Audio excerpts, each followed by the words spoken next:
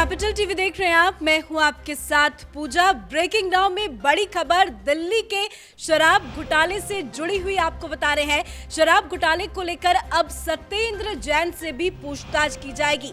सत्येंद्र जैन से ये पूछताछ तिहाड़ जेल के अंदर ही होनी है। स्पेशल सीबीआई कोर्ट ने ये फैसला लिया है। दरअसल ईडी ने इजाजत मांगी थी सत्येंद्र जैन से पूछताछ के लिए। इजाजत मिल चुकी है। 3 तारीखें सामने रखी गई थी, पर कल की तारीख मुकर्रर की गई है और कल ही सत्येंद्र जैन से जेल के अंदर शराब घोटाले को लेकर पूछताछ की जाएगी। इस बड़ी खबर पे मेरे साथ न्यूज रूम से जुड़े हुए हैं कैपिटल टीवी के editor in chief doctor Manish Kumar. पहले मनीष सिसोदिया से पूछताछ हुई, अब सत्येंद्र जैन से कल क्या कुछ पूछताछ हो सकती है? देखिए, इसमें 2-3 मुख्य बिंदु हैं। पहली चीज ये कि शराब घोटाले के इन्वेस्टिगेशन में अब ईडी की एंट्री हो गई है फॉर्मल तरीके से। नंबर 2, शराब घोटाले में एक और नया नाम आया है, एक ऐसे व्यक्ति का जो ऑलरेडी दूसरे स्कैम में जेल के अंदर है और उसके पास कभी ये शराब एक्साइज का जो विभाग है, कभी उससे उसका कोई लेना देना नहीं था, लेकिन फिर भी ईडी जेल के अंदर जा रही है। अब कोर्ट के सामने जब ईडी पहुंची और ये दरख्वास्त लगाया कि उन्हें इस घोटाले में सत्येंद्र जैन से पूछताछ करनी है, तो जज साहब ने ज़रूर पूछा कि भाई उनसे क्या लेना देना। तो ईडी ने कुछ सबूत दिखाए होंगे, बताया होगा कि ये इन वजहों से हमें इनसे पूछताछ करनी है। अब ईडी जा रही, कोई सीबीआई तो नहीं जा रही। ईडी क्यों जा रही है और क्या ऐसी बात है कि ईडी के इस दरख्वास्त पे कोर्ट ने कहा तथास्तु, जाइए अंदर जाइए, पूछताछ कीजिए, हमारा ही मेहमान है वो जेल के अंदर। तो अब इस गुत्थी को समझना ज़रूरी है।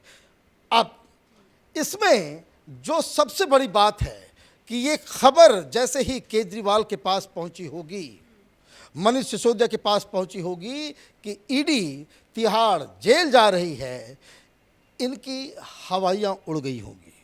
मतलब ये ईडी के हाथ कुछ ऐसे सबूत मिले हैं जिससे ये समझ में आ रहा है कि इस शराब घोटाले में सत्येंद्र जैन का भी हाथ है।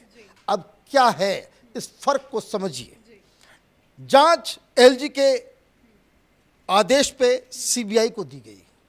सीबीआई ने इसकी तहकीकात की और सीबीआई बियॉन्ड डाउट, जो अब तक जो प्राइमा फेसी जो दिख रहा है कि कई सारे लेकुनास, जो इनिशियल कंप्लेन था केजरीवाल सरकार के चीफ सेक्रेटरी के द्वारा, जो 7 आरोप लगाए गए कि 7 जगहों पे कानून की अवहेलना की गई है, उसकी तहकीकात तो जारी है। और उस तहकीकात से ये समझ में आया कि कुछ लोग जैसे विजय नायर, दिनेश अरोड़ा, ये लोग और जो 2 स्टिंग ऑपरेशंस आ गए कि जिसमें ये साफ साफ लग रहा है कि एक सुनियोजित स्कैम को अंजाम दिया गया, जिसमें शराब माफिया को इस बात की छूट दी गई कि जितना भी तुम प्रोडक्शन कर सकते हो करो, जितनी भी शराब तुमको बेचनी है बेचो, लेकिन हम तुम्हारा ये जो डिस्ट्रीब्यूशन का जो कमीशन है वो 2% से 12% कर दे रहे हैं और 6% हमें दे दो, वो भी कैश में। ये कहानी अब तक की है। सीबीआई कानून के साथ खिलवाड़, क्रिमिनलिटी को तहकीकात करती है, लेकिन जैसे ही किसी केस में ये समझ में आता है कि इसमें काला धन का इस्तेमाल हुआ है, इसमें मनी लॉन्ड्रिंग का कोई केस बन रहा है, जैसा कि आज के स्टिंग में बाकायदा अमित अरोड़ा ने बताया कि ये सिर्फ घोटाला शराब की खरीद बिक्री की नहीं थी, बल्कि साथ ही साथ एक पैरेलल काम चल रहा था कि जिसमें ये लोग ब्लैक मनी को वाइट भी कर रहे थे।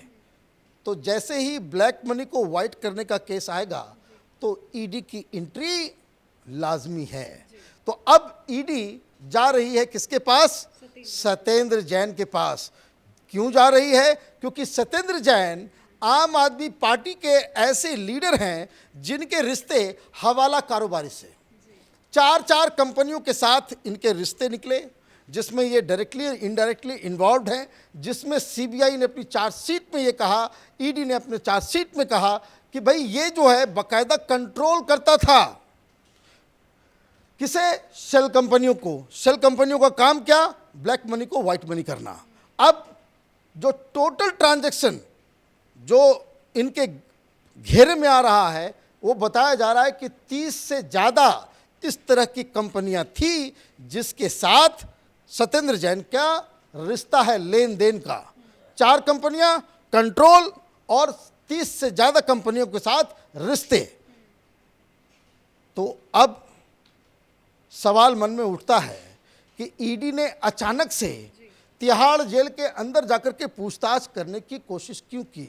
वो बहुत ही सिंपल लॉजिकल लग रहा है अगर ये अनुमान लगाया जाए तो, कि कहीं ऐसा तो नहीं कि केजरीवाल और सिसोदिया के द्वारा इस शराब घोटाले में कमाए गए जो पैसे थे, जो ब्लैक मनी, जो कैश में जो आता था, उसका ठिकाने लगाने का काम सत्येंद्र जैन कर रहे थे। क्या सत्येंद्र जैन को इस सारी जानकारियां थी?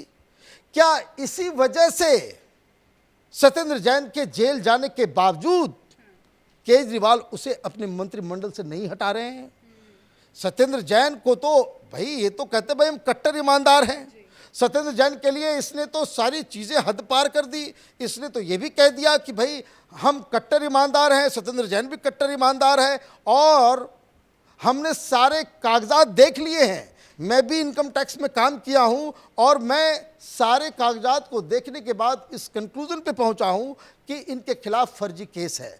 लेकिन केजरीवाल का यह फर्जीवाड़ा इस बात से वो बिल्कुल निगेट हो जाता है जब बार बार सत्येंद्र जैन कोर्ट के अंदर जाते हैं, जमानत की अर्जी लगाते हैं, लेकिन जज साहब कहते हैं कि नहीं, प्राइमा फेसी मुझे साफ साफ दिख रहा है कि तुम इसमें इन्वॉल्व हो, तुमने गड़बड़ी की है।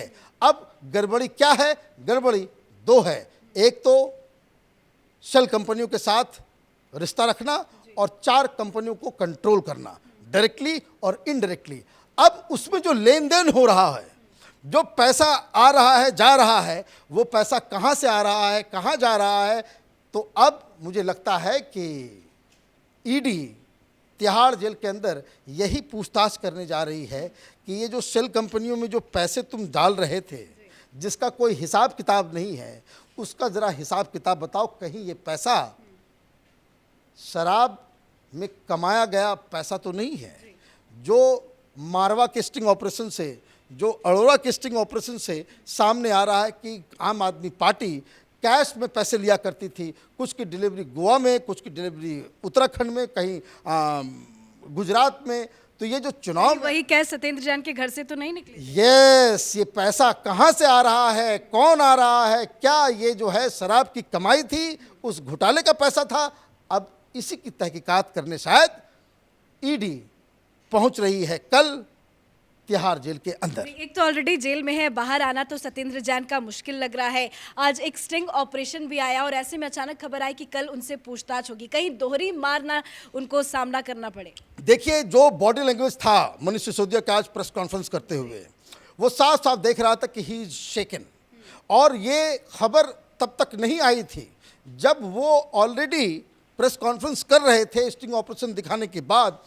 तब तक ये ईडी की खबर नहीं आई थी कि ईडी ऑलरेडी मूव कर चुकी है कोर्ट इस चीज़ की इजाज़त लेने के लिए कि उन्हें जल्द से जल्द, अब ये समझिए कि कितना ज़्यादा ये डेस्परेट है कि भाई एक दिन के अंदर ही हमें बाकायदा दिया जाए वक्त कि हम कल जा कर के वहाँ पे पूछताछ उनसे कर लें। इसका मतलब है कि ईडी के पास उस तरह की पुख्ता जानकारी है, इतना जानकारी है, इतने सबूत हैं कि they were able to convince the जजेस। लेकिन कल एक बार फिर से कहीं याददाश्त ना चल जाए। देखिए, अब ये तो बड़ी कहानी, आपने तो एक ऐसा वान चला दिया कि जो अब वो तो कह रही है, अनोखा मंत्री है जो ये कह रहा है कि भाई जब से मुझे कोरोना हुआ मेरी याददाश्त चली गई है। तो केजरीवाल को ये जवाब देना पड़ेगा कि भाई तुम किसी पागल को जो ऑलरेडी मेमोरी लॉस कर चुका है उसको तुम अभी तक अपने मंत्रिमंडल में क्यों रखे हुए हो? ये तो गैर कानूनी है। अब ये जानना बड़ा ही इंटरेस्टिंग होगा। आपने अब वैसे हिंट दे दिया है, अगर ये वीडियो सत्येंद्र जैन तक पहुंच गया तो वो कल अचानक से कहेंगे कि भाई बुद्धि मेरा काम नहीं कर रहा, मुझे कुछ सुनाई नहीं दे रहा, कोरोना का जो इम्पैक्ट हो रहा है, जो भी हो। लेकिन एक बात तो बिल्कुल साफ है, जो बात दिल्ली के बच्चे बच्चे को मालूम है कि इस पूरे प्रपंच में घोटाला हुआ है, कमाई हुई है, आम आदमी पार्टी ने खूब लूटा है इस शराब के जरिए, उसका पर्दाफाश होना ज़रूरी है। और मुझे लगता है कि सत्येंद्र जैन की एंट्री से एक सिग्नल ज़रूर आ रहा है कि सीबीआई हो या ईडी, उनके पास इस तरह के पुख्ता सबूत ऑलरेडी मिल चुके हैं। धन्यवाद जानकारी के लिए। तो आज सुबह ही बीजेपी की तरफ से शराब घोटाले को लेकर एक स्टिंग ऑपरेशन जारी किया, जिसमें साफ समझा जा सकता है कि किस तरह से नई शराब नीति को लेकर घोटाला हुआ, भ्रष्टाचार हुआ। तो वहीं आज एक और बड़ा झटका अरविंद केजरीवाल, मनीष सिसोदिया को लगा है कि शराब घोटाले की पूछताछ अब जेल के अंदर ही सत्येंद्र जैन से की जाएगी। अब देखना होगा कि कल कितने देर तक और क्या कुछ सवाल जवाब सत्येंद्र जैन से पूछे जाते हैं, कल की पूछताछ में क्या कुछ होता है, कितनी देर तक सत्येंद्र जैन को ईडी का सामना करना पड़ सकता है। इस बड़ी खबर में मेरे साथ फिलहाल इतना ही। कैमरा पर्सन रवि के साथ मैं पूजा, कैपिटल टीवी।